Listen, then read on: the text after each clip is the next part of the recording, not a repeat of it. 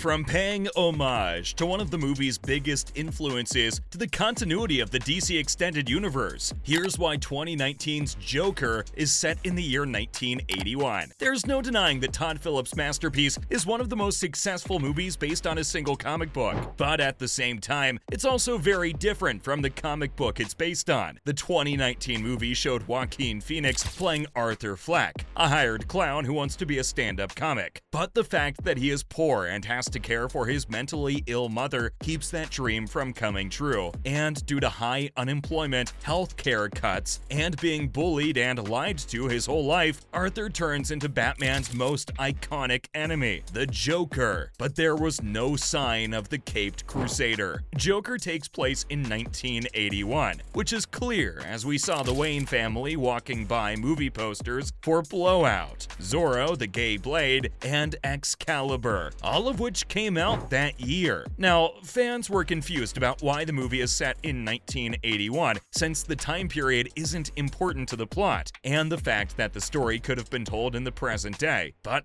guess what? Todd Phillips has already clarified why Joker takes place in the early 80s, and according to him, he was paying homage to one of Joker's biggest influences. So, what's the movie inspired by? Well, I can't be the only one to notice the evidence that Martin Scorsese's old crime movies set in New York City massively impacted Todd Phillips' Joker, and it's clear that 1976's Taxi Driver was a big influence. But that's not all, as another one of Scorsese's classics, 1982's The King of Comedy, also inspired the movie and is closer to Joker's timeline. The city's look in the second movie is very similar to the look of the city in Joker. The themes and plots are also very similar. I mean, we literally saw a man who wants to be a comedian host kidnap a TV host with whom he is obsessed in The King of Comedy. And this brings me to De Niro's character in Joker, who is actually inspired by a well-known Scorsese movie and not Batman comics. And the parallels are scary if you ask me. The famous actor plays Murray Franklin, a talk show host who both inspires and mocks Arthur Fleck. And of course, Phoenix's character is based on the DC Comics supervillain Joker, who lives in Gotham and is Batman's biggest enemy. The movie tells the story of how Arthur Fleck became the Joker, including how public humiliation and mental illness drove him over the edge and set him up for a life of crime. Similarly, in Taxi Driver, Robert De Niro plays Travis Bickle, a social outcast who feels misunderstood and turns to violence in New York City to solve immediate problems. But thankfully, in Joker, De Niro's character doesn't make any jokes about Taxi Driver and isn't similar to any comic. But here's the thing, the King of Comedy is mentioned by De Niro's Joker character, and I think it's because Scorsese's black comedy showed what would become the new norm 20 years before social media made new types of celebrities and cultural leaders. And in the 1982 movie, De Niro plays Rupert Pupkin. Now, here's the interesting part. Pupkin wants to be a comedian and looks up to Jerry Langford, a talk show host played by Jerry Lewis. And just like Arthur Fleck, Rupert Pupkin takes a few shortcuts along the way, which the police in New York City notice. But here's what Todd Phillips changed in his version, as he made changes to the script in terms of how comedians and talk show hosts work together. We see Phoenix as a man who's mentally unstable and has a distorted view of himself. And I think Arthur Fleck could be called a cinematic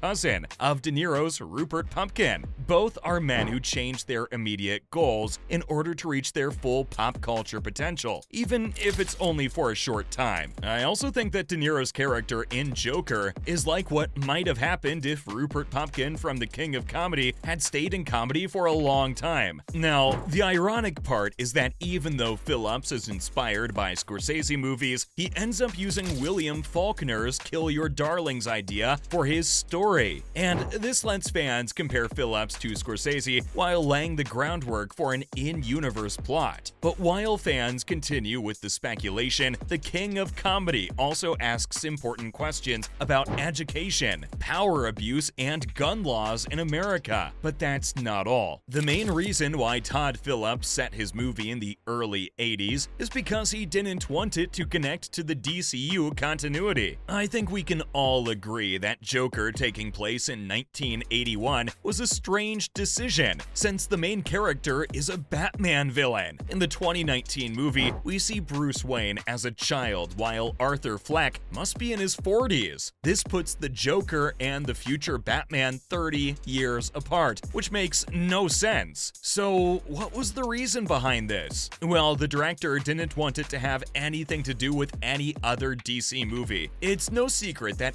every studio wants to build cinematic universes and link movies together, and Phillips was worried that Warner Bros. Might have tried to connect Joker to the DCEU at the time. In an interview after the movie was released, the director revealed that when he pitched the script to Warner Bros. And gave it to them, he made it clear that it wouldn't interfere with anything they were doing, simply because this is a different universe. And even though it's unlikely to happen, I think Joker could still be connected to the DC universe in their new Elseworlds category. Gunn made it clear in December 2022 that Elseworlds movies are being made and are part of their plan. And during a live Q&A, Gunn and Safran were asked about DC properties that didn't occur in the main DCU timeline. Well, according to Safran, the DCU is a multiverse, but they are going to focus on one main continuity. That means Matt Reeves' The Batman and Phillips' Joker movies are being made as Elseworlds projects, just like other DC projects that aren't part of the DCU. But even though DC Studios is focusing on the DCU for now, I think including Elseworld stories is a really good idea. The thing is, one of DC's best features has been the way it portrays the world beyond its main continuity. You see, over the past few years, the CW's Arrowverse has shown that to be true, especially when The Flash explored the idea in its second season. And the smart guy to do this creatively is Greg Berlanti, who showed how alternate realities can be used in superhero shows. This means all the stories they told led up to Crisis on Infinite Earth, which was a big party for DC characters from the past, present, and future, from all over the DC multiverse. On top of that, I think it's also good for DC Studios that they're switching to a clearer way of labeling their properties. It'll also be helpful for mainstream audiences to know which movies and TV shows are part of the DC universe and which aren't. And through their movies, they have shown that DC stories that don't take place in the same universe can work just as well. I gotta say, it'll be interesting to see how DC Studios keeps exploring the Elseworlds aspect. And as the DCU gets ready for its 2025 launch, only time will tell what the Elseworlds branding will lead to. With that being said, that's all from me on why the Joker is set in 1981.